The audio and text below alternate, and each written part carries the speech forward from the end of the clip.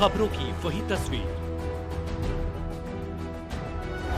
बिना बदले बिना डरे, जज्बा सच का लिए, सच दिखाते हैं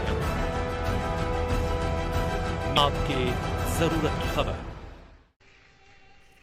वाणी तो वही सार्थक होती है भैया जो हृदय को द्रवित कर दे, आंखों को सजल कर दे, प्राणों में तरंग भर दे और अपने लक्ष्य का निर्धारण क्या है वो इंगित कर दे। आपने सब कर दिया, आपको बहुत बहुत साधुवाद है। आप जितने दिन सुने होंगे, कौन कौन रोज सुना है? एक बार हाथ उठाइएगा जो रोज सुनने आते हैं। लगभग सभी लोग हैं। हमारे कई विधायक साथी, बड़े प्रमुख लोग इस क्षेत्र के, दीदी माँ और ये सतीश जी, मोहन गोयल जी, के अग्रवाल जी, पवन जी, ये ऐसे लोग हैं जो हमेशा किसी न किसी धार्मिक कार्य से जुड़े रहते हैं। तो मैं अपनी तरफ से, चूंकि मैं क्षेत्र का यहाँ का सांसद हूँ, इस नाते भी आपके चरणों में बारंबार प्रणाम निवेदित करता हूँ और सबके तरफ से और अपनी तरफ से भी आपका बार बार अभिनंदन करते हुए बस यही प्रार्थना करूंगा कि आप इस क्षेत्र में आती रहें। आप इस अभी आपने 3-4 दिन पहले देखा ना, विवाह पंचमी पे भगवान श्री राम के मंदिर का ध्वजारोहण हुआ। किसने किसने देखा? हाँ। तो आज ध्वजारोहण जब देख रहे हैं तो वहां मंदिर बनना चाहिए, ये जिन लोगों ने आवाज बुलंद किया, उनकी एक बहुत प्रमुख आवाज हमारी दीदी मां साध्वी तंबरा दीदी यहां पे उपस्थित है। सच बताएं दीदी, हम आपको पहली बार तभी सुने थे जब वो 90-91 का समय था और मैं काशी हिंदू विश्वविद्यालय में पढ़ता था और आपका एक ऑडियो बहुत चल रहा था जो आप मंदिर के लिए और मंदिर की प्रेरणा दे रही थी। वो सुनने के बाद लगता था कि अभी चल के अपने को उत्सर्ग कर दे उसके ऊपर, ऐसी भावना आती थी। तब हम काशी हिंदू विश्वविद्यालय में बैठ के हम अपनी कविता करते थे। तब तो मैं गायक नहीं था, दुनिया जानती नहीं थी, लेकिन मैं तब भी एक गीत बनाता था। तब भी मैं बनाया था कि फिर पुकारा अस्मिता ने, फिर पुकारा अस्मिता ने, लोही तिलक लगाना है और जहां रक्त ने राम लिखा है उसी अयोध्या जाना है। हम 90 में लिखे थे कि फिर पुकारा अस्मिता ने, लोही तिलक लगाना है जहां रक्त ने राम लिखा। जब कार सेवकों पे गोलियां चली, आप जैसे लोग उसमें बच गए, ये हम अपना भाग्य समझते थे। तो जहां रक्त ने राम लिखा है उसी अयोध्या जाना। और हमने वो भी समय देखा जब भगवान राम का मंदिर बनना शुरू हुआ।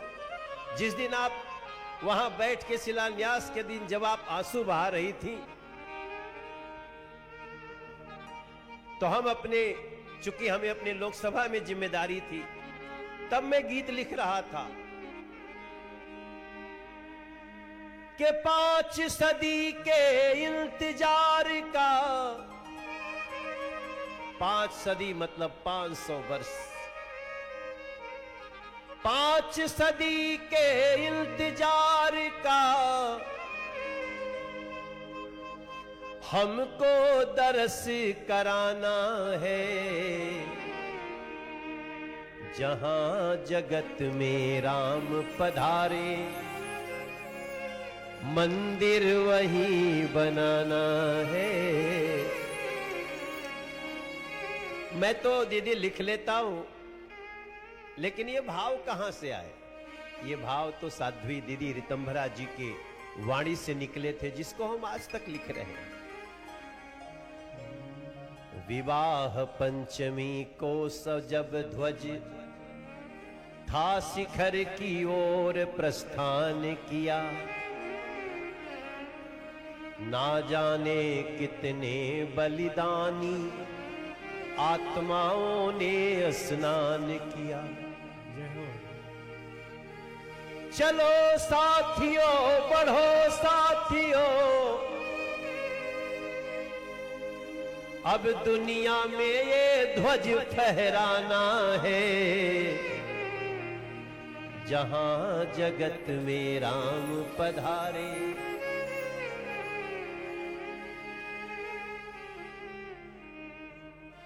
जाने कितने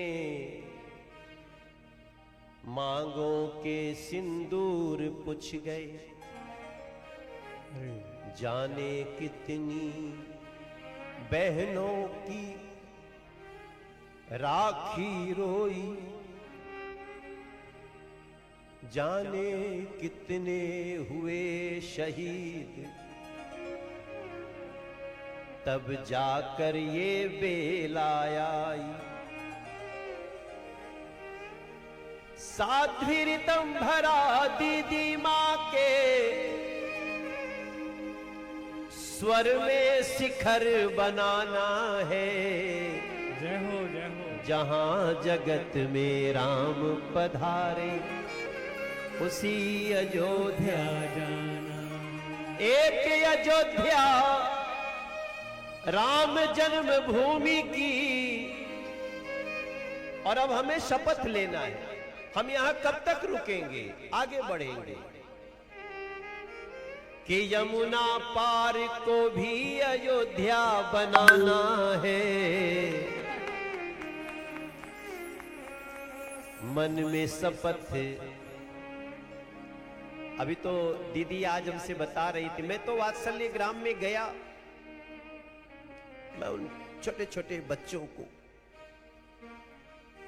उनके साथ बैठा हूं। हम अभी सुभाष गोयल जी से मिल रहे थे, उन्हीं बच्चों में से कुछ बच्चे उनके घर की बहुएं। अभी दीदी ने चारों युग का एक बहुत बड़ा निर्माण का प्रकल्प बनाया, उसमें ट्रस्टी भी बन रहे हैं। एक ट्रस्टी मुझे भी बना दीजिए आप हमारी। मैं एक उसमें पता चला मुझे 5 लाख रुपए की ट्रस्टी बन सकते हैं, तो मैं भी उसमें बनना चाहता हूं दीदी। स्वर दो आप दीदी मां हमको, उस पथ पे बढ़ जाना है। हम जानते पहचानते हैं आपको, हमें कुछ भी नहीं बताना है। बहन भाइयों उठ जागो, जग में सनातन का ध्वज फहराना है। दोनों हाथ उठा के कहिएगा, दोनों हाथ उठा के कहिए कि जहां जगत में राम पधारे, उसी अयोध्या जाना है। जहां जगत में राम पधारे, उसी अयोध्या जाना। 5 सदी के इंतजार का, 5 सदी के इंतजार का हमको दर्श कराना है। और मेरी एक और लाइन है कि 1 साल नहीं हर साल हमें दीदी को यहाँ बुलाना है। 1 साल नहीं हर बरस हमें दीदी को यहाँ बुलाना है। राम सिया राम सिया राम सिया राम, राम सिया राम सिया राम सिया राम। राधे श्याम राधे श्याम राधे श्याम श्याम। राम सिया राम सिया राम सिया राम, राम सिया राम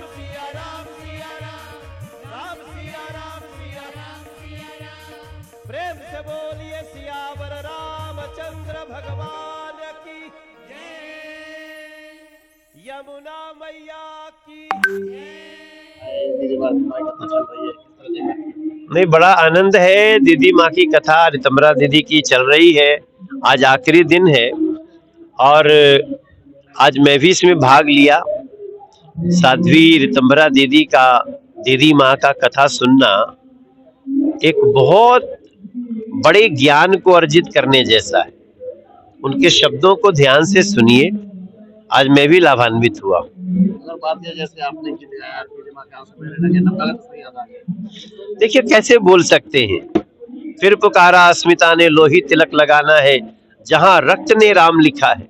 जब राम मंदिर मांगने वालों पर, राम मंदिर की याचना करने वालों पर, कामना करने वालों पर गोलियां चली, तो उस रक्त ने गिरते गिरते राम ही लिखा। उसको स्मरण करने के बाद सबकी वही स्थिति होती है जो दीदी माँ की हुई। और हमें इतिहास को याद रखना है। वो कौन लोग थे जो भगवान राम के जन्मभूमि और भगवान राम का मंदिर नहीं होने देना चाहते, उनका निशान नहीं होने देना चाहते थे। जब तक हम इस चेतना में नहीं आएंगे तब तक हम विकास, सुख, शांति की कल्पना कैसे करेंगे। तो ये धीरे धीरे देश को समझ में आ रहा है।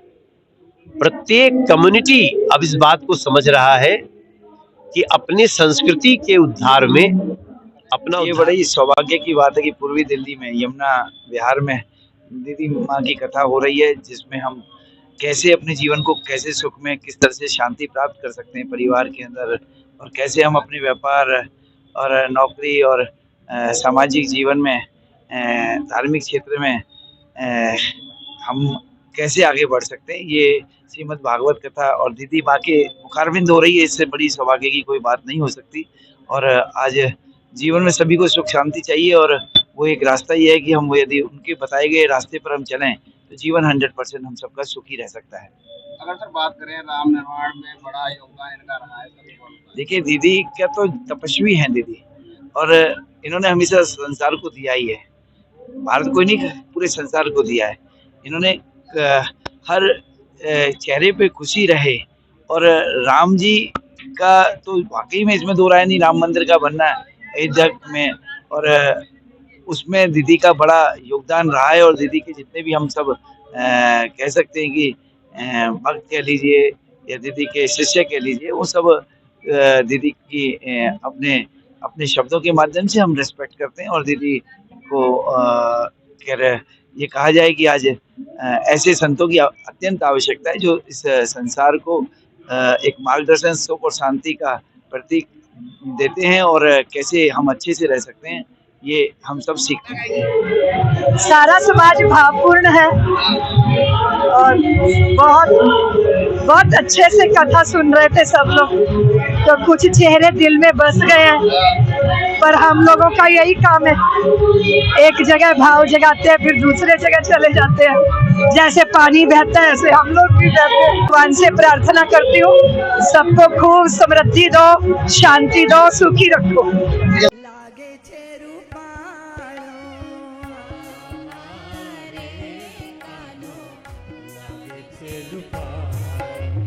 वाह वाह रे कानो, लागे छे रूपाणो